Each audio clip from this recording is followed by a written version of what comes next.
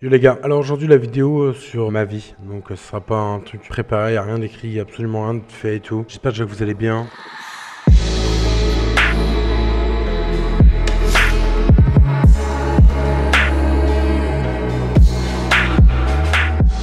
Donc par où commencer? Je pense qu'aujourd'hui je peux vous dire par où j'ai commencé. Donc je suis né au Mans, j'ai 26 ans, je suis né le 26 août 93 au Mans. J'ai fait une scolarité super basique, j'ai fait l'école primaire, machin. J'ai redoublé ma quatrième avec 11 de moyenne parce que je voulais une meilleure moyenne pour faire restaurateur à l'époque. Parce que j'avais fait un stage dans un restaurant, j'avais bien aimé, voilà. Troisième, j'ai mon brevet des collèges et je ne sais pas quoi faire de ma vie. Restaurateur ça me saoulait donc j'avais pas envie de le faire et je savais pas quoi faire. On a la liste des lycées devant nous et je décide d'aller au lycée Jean Rondeau à Saint-Calais, à côté du Mans. C'est un lycée de routier comme on dit. 2011, je sors de là-bas, donc 2009. J'entre au lycée Jean Rondeau à Saint-Calais en tant que futur chauffeur routier. Dans ma classe, je suis le seul qui n'a pas un père chauffeur routier. C'est un peu un paradoxe parce que tous les gens là-bas, ils savaient ce qu'ils voulaient faire parce que leur papa était chauffeur routier, leur papa avait une entreprise de chauffeur routier. Moi, mon père est facteur, ma mère est factrice, donc je suis le fils du facteur et de la factrice. Mais j'arrive là-bas, non, j'ai aucune connaissance. Il y a des gens qui me parlent de tracteurs, frère, j'ai l'impression que c'est des tracteurs des champs parce que moi j'ai vécu toute mon enfance dans une campagne. Ils parlent de tracteurs, ils parlent de trucs chelous, gros, de mécanique, frère, j'ai jamais rien touché à ça, je connaissais rien. Tout se passe bien, je fais mes 2 ans d'internat, je rencontre des super bonnes personnes, j'ai des très bons souvenirs comme des mauvais souvenirs, comme tout le monde je pense dans son lycée. J'ai réussi à avoir mon BEP, donc BEP chauffeur routier, conduite et services dans le transport routier, je deviens chauffeur routier. 17 ans, je sors de là-bas. Le jour de mes 18 ans, je vais chercher à la préfecture tous mes permis. Je suis enfin le détenteur de permis de conduire le jour de mes 18 ans. Ce que je fais, c'est que mes parents m'ont acheté une voiture, donc une Citroën ZX, c'est une voiture très bien pour commencer, hein, une petite voiture. Mes parents sont dans la norme, comme tout le monde, comme vos parents la plupart je pense. Ils m'achètent une ZX, ça me va, c'est très bien, ça me va. 18 ans et quelques jours plus tard, je trouve mon premier emploi, mon premier CDI directement signé et j'ai des navettes à faire du Mans jusqu'à Lyon. Donc je dois faire Le Mans-Lyon, tout se passe bien, etc. Donc je fais mes petits trucs et malheureusement 2 semaines après, accident. Je vous mets des photos de la voiture. J'ai un accident très grave les gars qui fait que je perds presque l'usage de mon bras pendant plus de 6 mois. Je pourrais enfin voir les gars, donc voilà la cicatrice. Je perds l'usage de mon bras, je suis passé pas très loin de la mort parce que je n'étais pas attaché, je roulais vite, j'ai pris un terre-plein, j'ai fait des tonneaux. La voiture, vous allez le voir, morte. Je sais pas comment je suis sorti de là-dedans, le gars, mais je suis sorti vivant. Je suis très heureux aujourd'hui, j'ai pas de problème de bras, j'ai aucun problème, tout va bien. Donc j'ai eu pendant 6 mois des broches, tout allait bien. 6 mois et une semaine, je trouve un nouvel emploi. D'accord, donc nouvel emploi, tout va bien. Je suis au mon nouvel emploi, je prends mon premier appartement avec ma petite copine de l'époque, donc c'était mon premier amour. Camille, si tu te reconnais. Si tu vois la vidéo, salut. Donc, premier appartement avec elle, ça se passait plutôt bien. On se disputait beaucoup parce que j'étais jeune. Je partais toute la semaine au boulot, elle était encore à l'école. Ensuite, on prend une maison avec mon meilleur pote et sa meuf. Donc, on est 2 couples dans une assez grande maison en campagne. Et on décide de quitter la maison parce qu'on a des problèmes. On n'arrivait plus trop à payer parce que j'étais devenu facteur entre deux. J'étais devenu facteur comme mes parents, tu vois. Et avec moi qui payais parce que mon coloc de l'époque, Sullivan, il avait plus trop, pas trop d'argent. Enfin bref, c'était un peu la merde. On quitte tout ça, on quitte tout ça. Je quitte ma copine parce que je suis con. Je l'ai quitté parce que j'étais con, les gars. Je voulais juste aller voir d'autres meufs. Je voulais un peu de voir.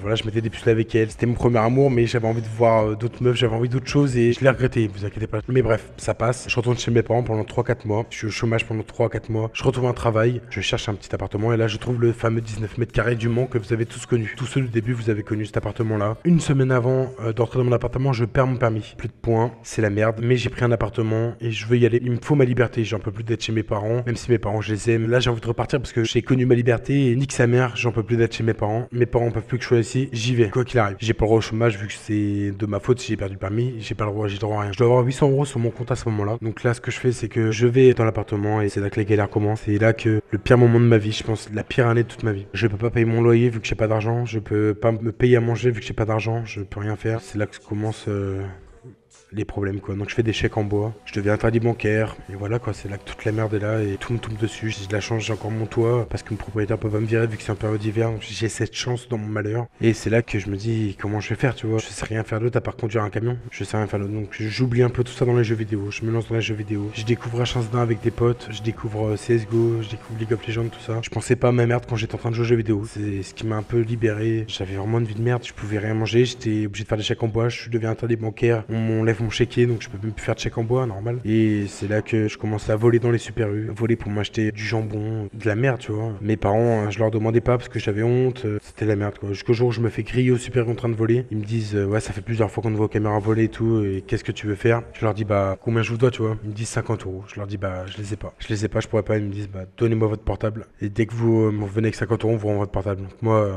je leur donne mon portable que j'avais. Et j'appelle ma soeur, je dis j'ai besoin de portable, tu vois. C'est le seul moyen que enfin voilà, wesh, j'en ai besoin, toi, et il faut que je rembourse mes erreurs, tu vois. C'est Coco, c'est un pote à moi au moment qui me dépanne 50 euros, je les donne, et ma soeur, le lendemain, me les donne et je peux les rendre à mon pote. Donc je dois plus de l'argent à mon pote, je dois de l'argent à ma soeur. Je suis interdit de tous les super U du Mans. Je commence à voler un peu ailleurs, tu vois, tout se passe bien. Je volais mes petits jambons, mes petits trucs pour manger, tout tranquille. Mais bon, bref, à Louis, que certains connaissent, Andrea, une amie que je connais depuis la page Teuffer. Je m'appelle Teuffer parce que j'allais beaucoup en free party avec mon grand frère. Mon frère m'a un peu initié au monde de la teuf et tout. J'ai créé la page Facebook Teuffer, qui a d'ailleurs pas été très bien vue, mais bon, c'était la plus grosse page Facebook de France de teuf. Donc Teuffer, elle a doit avoir 200 000 likes, un truc comme ça. Donc j'ai créé ça, j'ai créé un site, un G-chat entre teufeurs où on discutait, on écoutait de la musique. J'ai repris ça parce que je venais de viol vocal. Bon, ça, j'en suis pas très fier, mais j'y ai fait et ça fait partie de ma vie. Quand j'étais plus jeune chez mes parents, j'y allais, je faisais le con. C'est là un peu que j'ai appris à me défendre sur internet. J'ai appris à apprendre que même si je suis gros, les insultes ne doivent pas me faire de mal vu que c'est sur internet. Donc j'ai appris beaucoup de choses. Certes, il y a eu des choses mauvaises qui ont été là-bas, mais après, voilà, ça fait partie de moi. J'en ai pas honte aujourd'hui. C'est un peu grâce à ça que je suis aussi fort mentalement, etc.,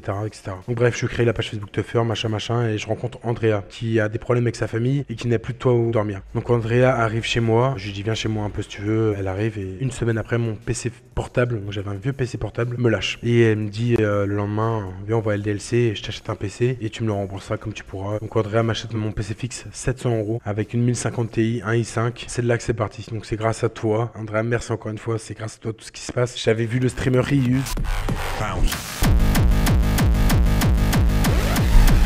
Voilà, là je suis en Yes Live, je suis vraiment, on ne peut plus, voilà, sur mon live, tranquille avec vous. Mais les mecs, vous croyez vraiment que je suis un énervé de la vie? Mais je suis quelqu'un de très réservé et très timide à la base, hein. Petite chienne,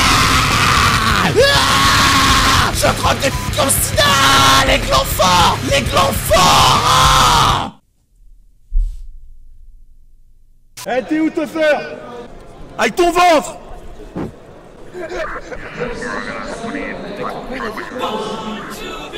Je t'ai payé. Abonnez-vous à Teuffer. S'il vous plaît, vous évitez de courir. Je commence à streamer et tout, 0 viewer, 10, 20, 30. Je suis un mec drôle, tu vois, je fais assez rire les gens, c'est pour ça la plupart que vous me regardez. Donc c'est là que je commence à streamer 0, 10, 20, 30, 50 viewers. Je jouais sur H1Z1.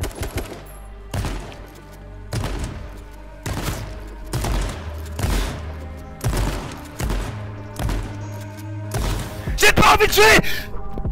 Je suis une merde.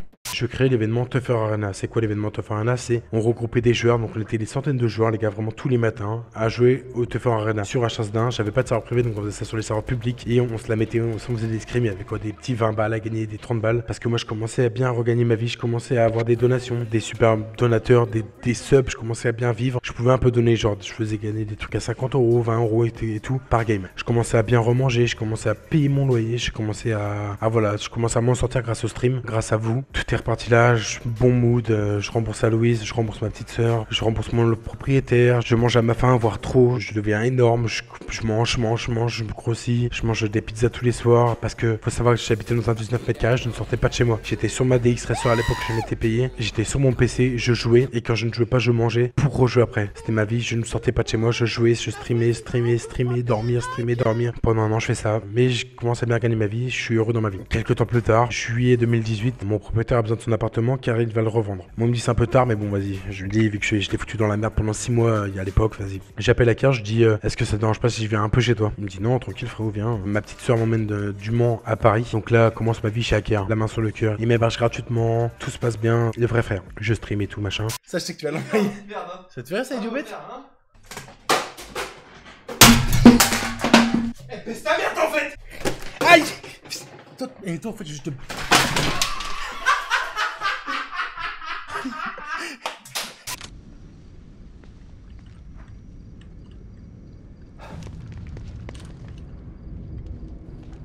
Eh, nique ta mère, fils de pute!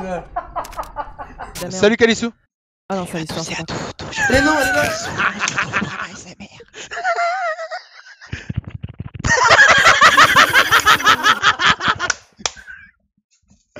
Merci pour la SMR Calissou. Je te fais ma bisou. Voiture. Voiture. Monte. Moi j'ai l'autre. Allez, on peut aller c'est un kamikaze, Quoi? What? Louise et Botch. Ça s'est passé la vie de ma mère. Après chez Hacker, j'ai décidé d'aller chez Béant. Chez Béant, je suis resté 2 semaines, donc il m'a bien aidé aussi. Merci beaucoup, frérot, pour le sub qui dort. Merci infiniment, frérot. Apprécié. Le clavier, gros, le clavier. J'ai niqué mon clavier, je crois. Hop, on retourne. Allez, on danse les petits Nepsos. Ça va être un stream assez compliqué. Je veux que tout le monde bouge ses fesses. Que les femmes oublient leur complexe. Bon, façon sexe. Ta gueule! Ça va là, ta grande gueule! C'est passé exact et moi. Ah, dire ça, je dis que ta merde en fait! Ah ouais, Ta bête, toi! Nique ta merde! Moi je suis ta bête! Moi ce Moi que je j'ai suis envie de ta dire c'est du bête! C'est divertissement. qui Vous êtes Paul, je sais pas. Ouais, c'est ça, c'est Paul. Bonjour. Le but c'est qu'on cherche des rides en fait. Excuse me. How to say it in French? Excuse me, where are the ride in Paris? Yeah, riding. Yeah, electric. Ride, electric ride? In French. Trottinette electric. Yeah. Where can we find a ride? In the street, you know. Just in the street? Ok, thank you. Thank you. Vas-y, bonne journée les gars.